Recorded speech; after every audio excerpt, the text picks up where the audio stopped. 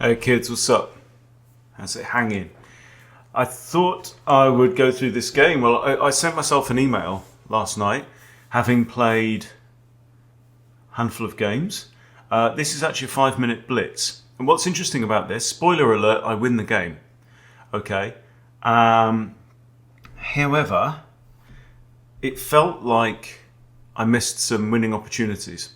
So I thought it would be really interesting not to look at the analysis at the time, but to go over it again and try and figure out what is it that's missing in my attacking spidey senses, okay?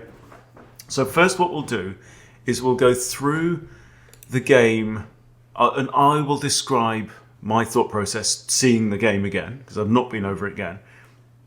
Then we'll use the computer analysis, and then I suspect we will also pull it up on the Lee chess analysis board as well, and see if there's something different in real life compared to, Bobby the Fish. All right, now, so it's not the longest game in the world, 23 moves. So let's go. It's a Caro-Kann. You can see where this is going. Now, it's not an 8 or 9 move Caro, so although I play the von Hennig Gambit, we don't get into the main line because he doesn't play knight f6. He plays the pawn to e6. Okay, so now I'm not looking at the moves. I'm going to say what I think here. I would imagine here that I'm going to play f3, try and get the knight out, try and get castled, start an attack. I've given up a pawn already. Yeah, there we go. f3. Okay, now knight f6. I could pin here, but that's just going to invite bishop e7, breaking the pin. And then it's actually my bishop that might be the target because it's on an undefended square. So you've always got to be careful. A pin can turn into a discovery. It can sometimes fire back in your face. So, that's definitely a move. Knight ge2 is a move. What do I play? I play fe, of course. Okay. Fe, with the threat of pawn e5. So now I have this big centre. Still, and I'm not a pawn down. I'm not a pawn down at all. I've got two pieces developed. I've got the centre. It's already going well. And that's because, this move, this pawn is literally under threat. It's attacked twice. He puts one defender on it. Doesn't work. Fair enough. Okay. So now we do have bishop e7. Black's preparing to castle. Notice Black's playing all in his back three, his back third kind of thing. Knight f3, castles and castles. Okay, fair enough. So we're coming up to halfway point through the game. I'm imagining I want to develop my bishop.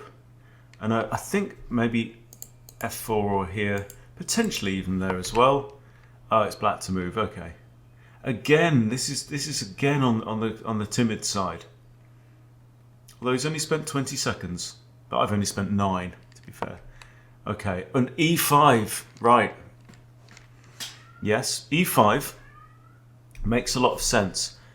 Now, sometimes these moves onto the 5th rank can be severely weakening. I've seen a couple of examples in this week where it just doesn't make sense, because these two pawns side by side provide such a barricade. But in this instance, I would imagine it's a good move because it's coming with tempo, but more than that is it's deflecting the knight away from the defense of h7. And we have a light squared bishop that very, very often in the von Hennig will find its way back to d3. You push pawn to c3, you build up this pawn chain, and then this bishop from here is looking up this diagonal, very often backed up with the queen. The knight can come in, Freddie can come in. Harry. Sorry, Harry. Mixed you up there. Okay, so the knight centralizes. This is not a bad idea. I'm imagining... Would I trade? I don't know if I'd trade. The thing is, if I trade, I'd probably take with c. I'd drop my bishop back down to d3. Or I could just say, I'm going to ignore it. I'm going to carry on with my plan. That would make sense. So I let him take, and I take back with the b pawn. Then getting a decent pawn chain in the middle. What do? Just drop the bishop back. I'm just preparing my attack. I'm lining up against h7. At some point it'd be nice to get the queen here, for example. Yeah, pairing up with the bishop. Noticing that he's got this line of fire on that diagonal, but if I avoid that, I'm okay. He takes, I take back. Bear, bear, bear, bear, bear. And now what's he got developed? Right? 11 moves. He's castled his king, yes. And he's got one bishop out. And these guys are all still in the box. Okay? I've got two pieces out in the board, but notice this bishop is actually active. It hasn't moved off the back rank yet, but it's active. This bishop's pants. It can go here and here and here, all of which are crap squares for a bishop, right? It's behind its own thing, and we've got a blockage here on the e-file. But the thing is, all his junk here, with the exception, let's put that in orange, it's got potential options, but actually all these squares are actually out of bounds pretty much for the bishop anyway. It could be taken. Everything else is just rubbish. Okay. And this is a 1509 blitz play. We have bishop b7. Okay. So he sees that this diagonal is you shall not pass. So he's wanting to come here. Right? Makes some sense. But again, he's wasting time because of just being in a bad position. Okay, now queen e1 from Huntstable. Imagining the idea is to come here, maybe then to here, and then attack h7. Okay. Pratish goes there, and we have queen g3. I'm just ignoring the bishop. This is very often the thing that I'm really starting to come to terms with now in chess, is sometimes where you see an attack from your opponent and you go, I can handle that attack, You're attacking my knight. See, a lot of us as beginners, sub 1000, will go, oh, it's an attack. I must do something. I have to, well, no, just evaluate it, right? It's perfectly okay for black to trade his bishop for my knight if he wants to do it. Because I'm like, okay, I'll take that with my rook. That might help me double up my rooks. I've then got pressure down the f-file. Do you know what I mean? Yeah, so don't automatically, an attack is not a bad thing. Your opponent is allowed to attack you. It's like in a boxing match. You don't want to go into a boxing match where only one fighter is allowed to throw punches. It's like, no, that's not what boxing's about. It's like, attacking is part of chess. Being attacked is part of chess. Evaluating the strength of an attack is very much part of getting good at chess. Right, so he sees this. Okay, so what was the threat here? Well, the threat here is actually for this bishop, which is part of the game, to fly into h6, and this is a very, very common attacking pattern. I'm threatening checkmate, right? So if my bishop's allowed to come here, what does he do? He has to stop checkmate. How does he do it? Well, he can put his bishop there. That doesn't work. His pawn takes. The only other thing is to push g6, and then I take the rook, winning an exchange. And he's got weakened pawns. Ripe for a harry attack, for example. So that's why he stepped out of that. So this is where we get to the fun part. This is where we get to the part where I'm suspecting that there is at least one miss. As in, it's an error where I should have been able to secure a significant advantage in the game and failed to spot the advantage, right? So, I play queen h3, and what am I doing? I'm now threatening mate here. Okay, and this is the joy of having both bishops involved. We have g6 from black. Okay, and now what's this done? Well, it's opened up a load of fresh air here. So the very tempting move, which is, I think, what I've probably played, is bishop h6. Yeah, there we go. Bishop h6. Just, am I winning the rook? No. Right, I'm going to tickle the rook. The rook's now going to have to move. The rook moves to g8, which I think is probably the right move. Now, has to be noted that the black has good defense of here, including the critical f6 square. Why is that critical? Because that's the square my queen wants to get into to deliver checkmate. So is there a better win here? We'll see how the game ended first, and then we'll go through the analysis. Okay, so queen here. What am I thinking there? Well, we just don't know. Am I thinking about h4, h5? because I can play pawn h4. It's defended twice and attacked twice, so he can't take. Right? If bishop takes pawn, knight takes bishop, he loses a piece for a pawn. Okay, now he develops his knight. Now you develop, huh? Okay, oh, in comes the horse. In comes the flying horses. Attacking f7 with a potential royal fork. This would not be pleasant for my opponent. Okay, so I think he's now going to have to give up his dark squared bishop to stop that knight. Because look, bottom line, there we go. That was so why didn't I should probably, oh, I see, I couldn't put my knight straight there and attack f7 because he's got two attackers and only one defender. So that is the point of queen g4. I was cleverer than I look sometimes. Okay, so now I think he has to give up the bish. Okay, bye-bye bish. And here we go. And now look at this. He's given up his dark squared bishop. I still have mine. Right? Ho, ho, ho. And that bishop really wants to be on that square. It's a bit annoying that that knight can take it out. But let's see.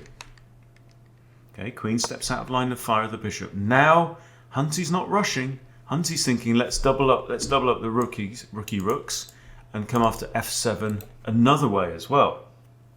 I like that. He takes here. Do I capture back? Now. Rook a f1. It's like have the pawn. Right? This really is not.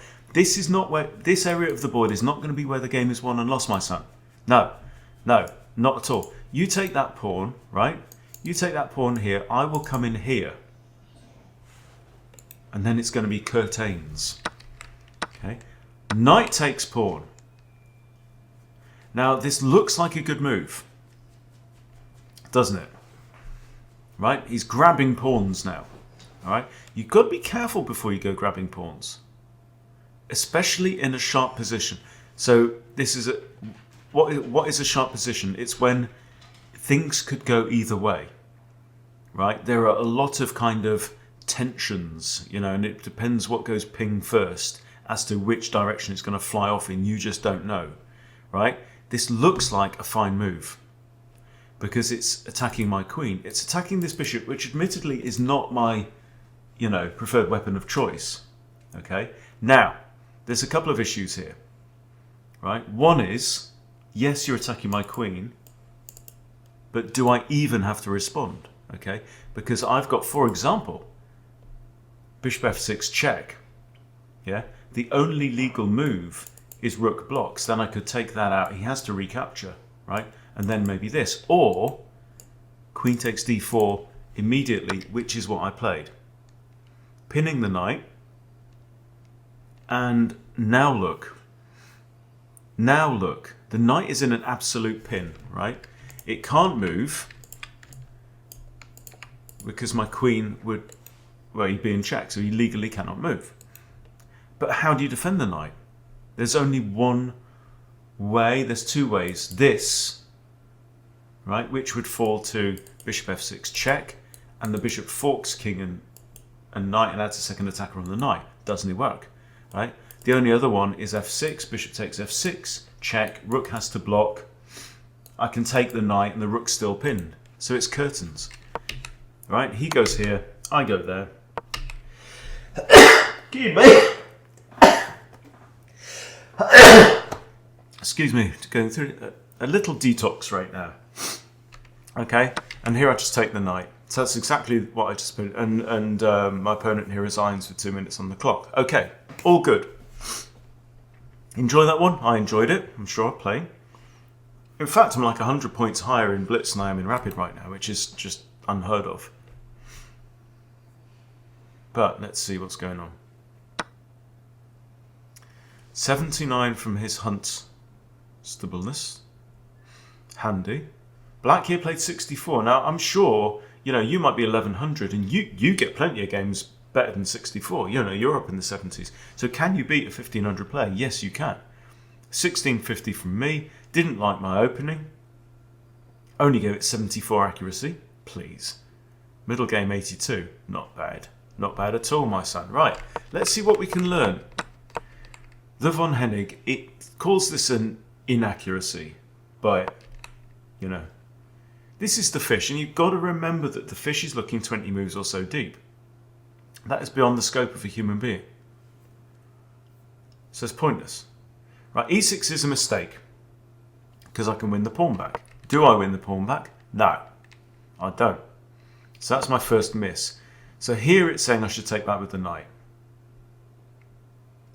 But I'm doing it my way. Knight f6 is okay. We're not going to go into too much detail in these. Yeah, I mean, I get that a lot. You just drop back to b3. Bzz, bzz, bzz. Okay, now I take the pawn. Okay, and we're equal. Bishop e7 is a miss. He could have won a pawn. Apparently. Right, show me. Why don't you just drop back? Why don't, if he does this, why don't I just do this? And this is what you have to do. You know, don't just say, oh, what move should I have made? Oh, yeah. And then he does this. Okay, so he's driving away. First he drives away the bishop, then he drives away the knight. Best moves here for me are knight a4, knight ce2, and knight b1. It's just running away. Is this bad? Is this so very bad? He takes. I have to take, yes. It's not so very bad. I'm not even a pawn down. But you know, this is chess. It's not always about making the very best moves according to the machine. Okay, I'm developing. I'm controlling the board. This is now a very nice looking central control setup for white, and I have initiative and advantage in this way. E5 would have been better here. The immediate e5, and I get that. I get that. He has to go here, and it's in queen g4, putting some pressure on. Yeah. But anyway, we have this. Castles. Castles, good. This is a mistake. Should have done b5. Yeah, really, it still wants... I just didn't see this. I didn't see that he has b5 with tempo, then this defended by the bishop, right? And neither did he see it. So that would have made sense. And that could actually be a deflection or removing the defender tactic. Now e5 again is best, still best move. He comes in here. That wasn't ideal. He should have retreated, right? Why? Is it because the knight's vulnerable in the center? Oh no, the computer's saying that my best move is probably knight e4. Knight e4, queen e2, queen e1. Just activating the queen. Maybe it thinks the knight was could have played a real part in defense. I don't know. Okay, and now this it doesn't like. Saying I should improve my knight. My knight up here.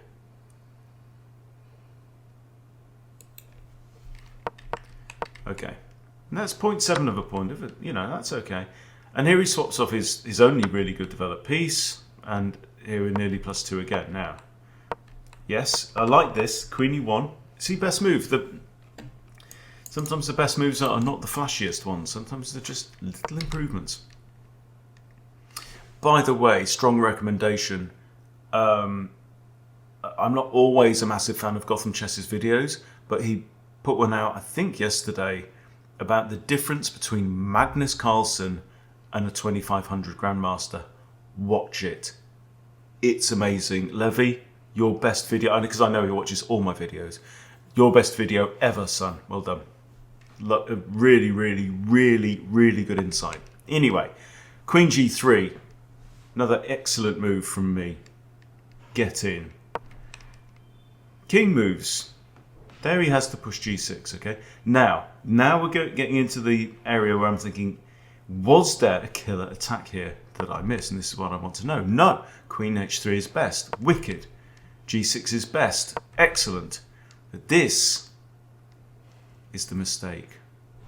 Ah.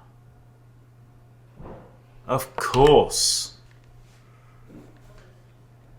Put the queen in first.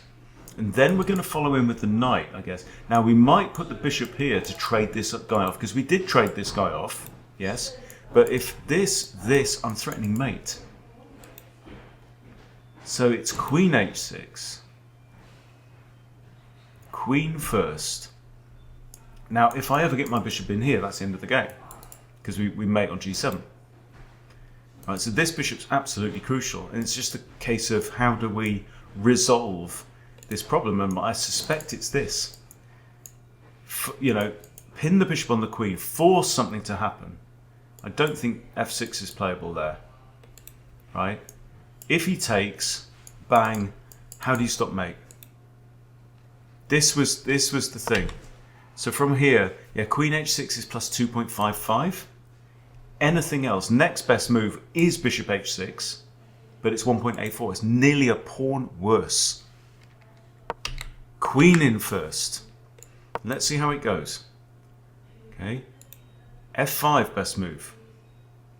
And now, indeed, we come in with a knight, it says. Oops. No, not this. Knight g5.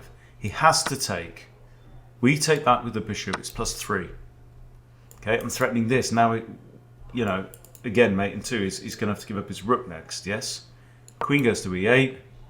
Bishop f6 check. He has to give up the rook. Rook takes, and now look, my pawn is guarding g7. Okay, that's all I wanted to know. That's all I wanted to know. And this is my recommendation, people. When you finish a game and you go, I left something on the table there, right? I left something in the chamber. Do you know what I mean? Use this analysis and find out. Focus on that one thing, right? What was the gap in your thought process, in your knowledge that you didn't get? Yes, and get it. Okay, so that's the lesson. Thanks for watching. See you later.